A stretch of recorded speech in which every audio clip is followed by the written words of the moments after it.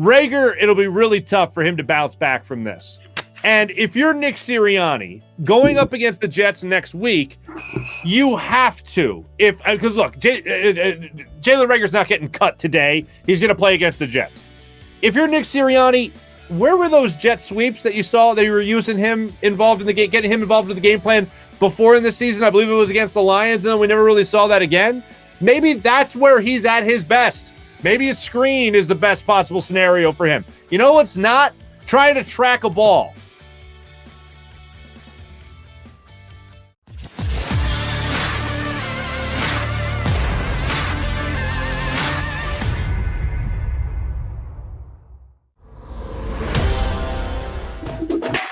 Welcome back, 6abc.com, JAKIB Media YouTube channel, the live post-game show. First Trust Bank, want to tell you about this for a second. Jody Mack and Johnny Mack, don't want to miss them tomorrow morning for Birds 365 on the JAKIB Media YouTube channel. First Trust Bank, the official bank of the Philadelphia Eagles. I know we were just talking about the comments, and I got to get this comment in because this is one of my favorite comments ever in the history of comments. Okay. This is brought to us by Fly, our man Fly in the chat, okay? I've never seen this take, and this is by far the best take I've ever seen. Maybe instead of Reagor, force Howie to wear number 18 and play instead of Reagor as punishment. Wouldn't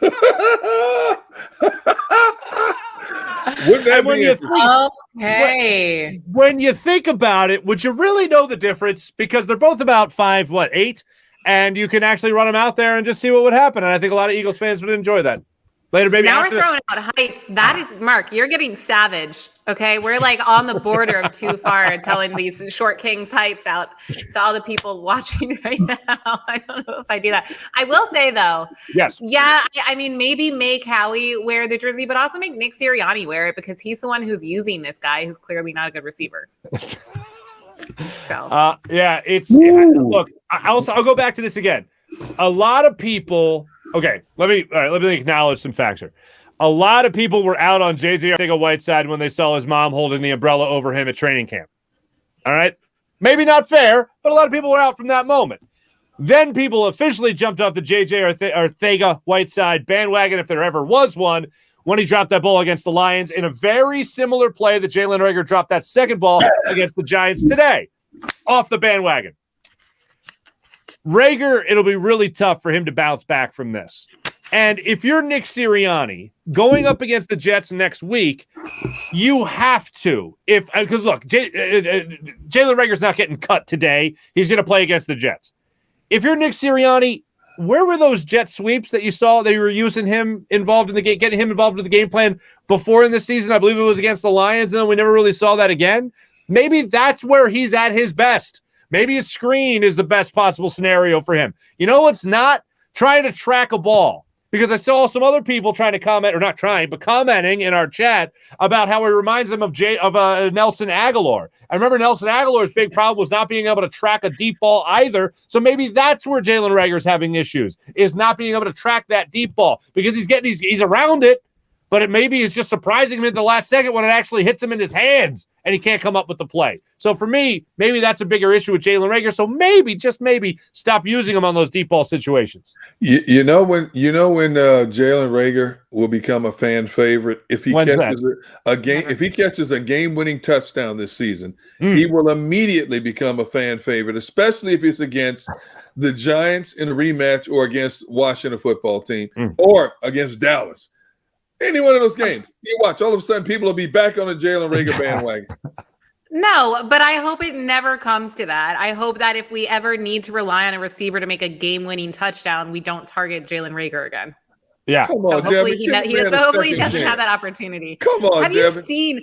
I just retweeted. I don't have it. I don't think we can pull it up, but there's a photo of his missed catch, and it is just pain. Like, I could have made that catch probably. Yeah, I saw Kevin Nagandi just tweet one out as well, or posted on Instagram, and it was literally the hands up here with the ball here. And that's never a good look for people if you're a wide receiver to try to make that type of play. But here's what I will say to your point, Gunner. I think it's going to take a couple. I don't think it's just going to be one. I don't even think it's going to take one touchdown or game-winning touchdown reception. I think it's going to take a couple because I think people are so far out on him right now that it's going to take more than one. But as far as the wide receivers go, all right, we have all acknowledged Jalen Reagor, huge problem, especially on those last two drops, those last 2 pass plays. But one of the other guys we've talked about a lot, but not because he was that involved in the game plan, was Devontae Smith. If you're Nick Sirianni, what do you do to try to get him involved in the game plan, even if you are being double teamed? Is it a rub route situation where you run Dallas Goedert out to that side? Is it a bubble screen to him? Is it putting him in motion behind the line of scrimmage? What do you do to try to get your number 1 wide receiver the football in situations where he's still a rookie and he's being double teamed? What do you do to try to get him open, to get him involved? Rub routes, bubble screens. I'd even run him on a couple of jet sweeps just to get the ball in his hands. Get the ball in his hands. Any way, shape, or form, get the ball in his hands. You know, he has the capability of doing great things when he gets the ball in his hands. Give him a shot. Get the ball in his hands. That's all you want to do. Same thing with Quez Watkins. Get the ball in his hands. Jet sweep, bubble screen. I don't care what, reverse, anything. Just get the ball in his hands. Let's see what he can do. It doesn't seem that hard. I mean, last week when we were talking about Jalen Hurts, I remember you telling me, Gunnar, that you're rushing 4 the entire game, so you're dropping 7. All right, you got 7 guys back there defending against Jalen Hurts, trying to bat a ball down, intercept a ball, or at least just be in the way. Well, then that's not a foolproof plan. I mean, passes do get completed in the NFL with 7 guys dropping back in coverage. Yep. So there's got to be things you do to counteract that. They're called adjustments, in-game adjustments. So the fact that I didn't see any of that, Devin, to your point earlier in the show, when you were talking about Nick Sirianni and his play calling and his scheming as well, when do you start dialing up those plays to start getting creative again so that you can put the ball in the hands of guys that can make plays for you, whether that be Devontae Smith or whether that be Dallas Goedert or even Boston Scott in a situation where you could get him involved in the screen game again? I don't understand why we're not seeing these types of adjustments from a guy like Nick Sirianni. I want to remind everyone also that Nick Sirianni was a wide receivers coach. We talked about that earlier in the season. Yeah. It's his background. So he should be all good to go on that. That should be his specialty. And yet here we are. I also got caught out for being too harsh in the comments, which might be a low point for me. So I apologize. I was too mean to Jalen Reagor, I guess. Too harsh? I don't know. It's unfortunate. Devin, just be who you are. You know, yeah, you can't, I guess I'm too harsh. Everybody. You can't please everybody. Just be who you are. Yeah. Just tell us. I mean, Devin, just tell us that they're not going to lose out, and that'll be the optimistic swing that we need for this conversation. Apparently, I don't think they're going to lose out. I never said that. I never said that. I know. Yeah. I know. I don't think they are. I just think it's funny that people are out there after this game saying, now the Eagles are going to lose out. The sky is falling. And then I'm too harsh for saying that we should never pass to Jalen Reagor again. I mean, now that you mention it. What are we, 2 days? What are we, 2 days from December? All right, what are we, 2 days from? Is it the 28th? 2 days from? Okay, all right, so that means that the Eagles will have at least one meaningful game in December because we next see them a week from today, of course, at New York. So they can basically just sleep at MetLife Stadium and they can stay up there. They got the Jets, then they take their bye week. So hopefully you get a win against the Jets. The Jets have been a get-right team for a lot of teams on the schedule this year, as you would expect. Then they got the bye week, and then at Washington, then they host the Washington football team, then host the Giants, then go to Washington, and then host the Cowboys. So you're still talking about meaningful games in September here, especially if the Cowboys continue to go down a long, dark, windy road, as they may throughout the rest of the season. But all the Eagles can do, play who's in front of them, whether that's running the football more or whether that's passing the football, whatever they have to do to try to win these games. But I would look at this game against the Jets as I think most people are already looking at it and most teams have already looked at it. A get-right game. Jalen Hurts, get on the same page as your wide receivers. Jalen Reagor, get that bad loss to the Giants out of your mind. Get a couple of catches for you. Dallas Goedert, get him open. Devontae Smith, get a couple of more touchdowns for yourself to get you back into the swing of things. Hopefully Miles Sanders is not hurt, anything significant. Hopefully Boston Scott gets that late fumble out of his head as well. Jordan Howard another week healthier, hopefully, and you can come out in this particular week against the Jets and go into the bye week with a win under your belt. And then you're talking about winning, 4 of your last 6 games going into the bye week? That makes you feel a little bit better about the rest of the season. I will say this, though, and I'm on board with you in this regard. They should beat the Jets next week, but I would also tell you to pump the brakes just a little bit here. Because if you look at the Jets' 3 wins, okay, they beat a Texan team today that shocked a Tennessee team last week. Going to beat them down in Houston.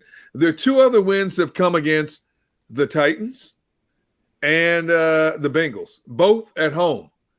They're playing this game in the Meadowlands. So as bad as the Jets are, and they are bad, it could be a lot more competitive game than we're all anticipating. And I do believe the Jets have the capability of standing up to this Eagles team. Not winning the game, maybe, but standing up and making people sweat a little bit. But then again, you look at their 2 wins. The 2 of their 3 wins are quality wins, both coming at home. So just keep that in mind. You're not referencing a moral loss, are you? Like There's no such thing as a moral loss. No well, I such know. thing. Well, no, I know there's no such thing as a moral victory, but I believe in moral losses. Like if they beat the Jets by a field goal, that's still going to feel like a loss to me. Yeah. It won't feel like a loss in the standings, will it? No, of course not. But that's There's not no what I'm saying. moral loss. There's no such thing as a moral loss. You get the W or the L. I don't care if the ball ricochets off the goalpost. You pick it off and run it 100 yards the other way. Oh yeah. The record books only show it's a win. Yeah, but those are actual wins and losses. I'm talking about moral ones. There's no such thing in football as moral wins or moral losses. Stop it. Stop it right now, man. It's how I maintain my own sanity. I'm sorry. Yes, Devin. Yes. What? Am I? I'm sorry. I thought you had something on the tip of your tongue there. No, my apologies. All right. When we come back, as we like to do after every single game, we either give a game ball or we take away a game ball. And it's basically what's going to be happening today. And I was saying, very unfortunate loss to the New York Football Giants. I know around this time last week, we were talking about how, they could win out. They could go 5-2, whatever it might be to round out the rest of the season. Oh, it's going to be amazing. And unfortunately, we're not in that scenario right now. So we will be as real as we can be coming up in the next couple of minutes here when we either award or take away our game balls. And that's what we're going to be talking about here on Live Postgame Show presented by Ocean Casino Resort. Go for the live show. Go for the win. More Live Postgame Show when we return.